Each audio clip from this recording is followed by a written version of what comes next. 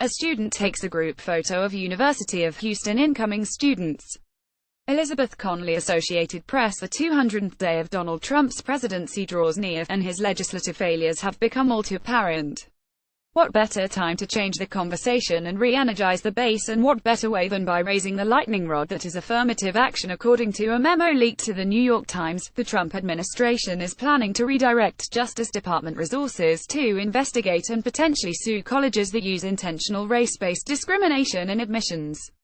The project was quickly understood to be targeting affirmative action policies that many on the right see as discriminating against white applicants, in particular, ones that might give Black and Latino students an edge. This move comes despite the Supreme Court upholding the use of affirmative action to diversify campuses just last year.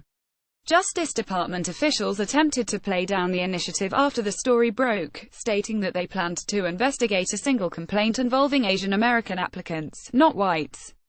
But it barely mattered. The message was sent. Affirmative action is a consistent hobbyhorse on the right because it combines real anxieties with compelling falsehoods. College admission, especially to the elite institutions most often hit with affirmative action lawsuits, has become more selective and is an increasingly important factor in the creation and perpetuation of wealth and opportunity.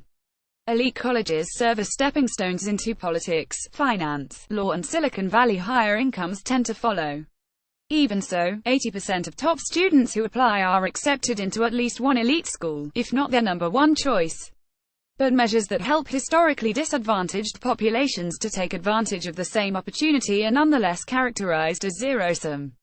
What is essential to understand is that it's not a vast crowd of black or brown people keeping white Americans out of the colleges of their choice, especially not the working-class white Americans among whom Trump finds his base of support.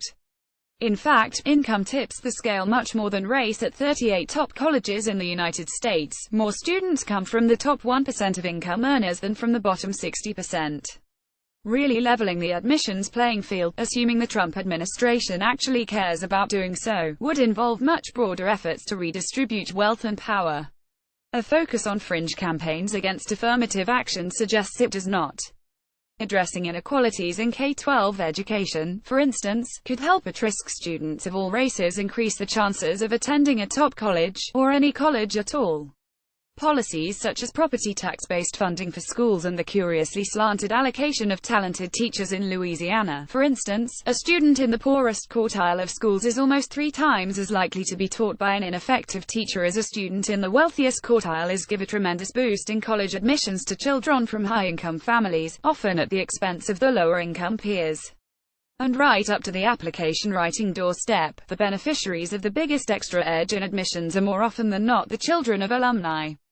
At Harvard, Yale, Princeton, Georgetown and Stanford universities, the acceptance rate for legacy applicants is between 2 and 3 times higher than the general admissions rate. Pressing universities to drop legacy preferences, following the example of other elite schools such as the University of Oxford and University of Cambridge, could free up spots for those without that built-in advantage. Trump's own wealthy parent-sponsored education at the University of Pennsylvania, followed by the subsequent admission of 3 of his 4 adult children, makes that particular initiative seem unlikely.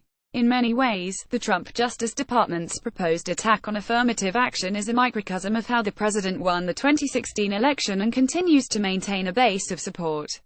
First, Trump taps into a mainstream concern, one tied to how America's economic system is changing and how some individuals are left at the margin: employment, immigration, college, take your pick. Then, instead of addressing the issue in a way that embraces both its complexity and well-established research, officials opt for simplistic talking points known to inflame an already agitated base. Immigrants are sneaking into the country and stealing your jobs. Minorities are pushing you out of college. The Trump administration assumes that picking race-focused fights is the most successful way to distract from its failures and to pander to a grievance-inspired base. The level of support for this latest attempt may prove it right.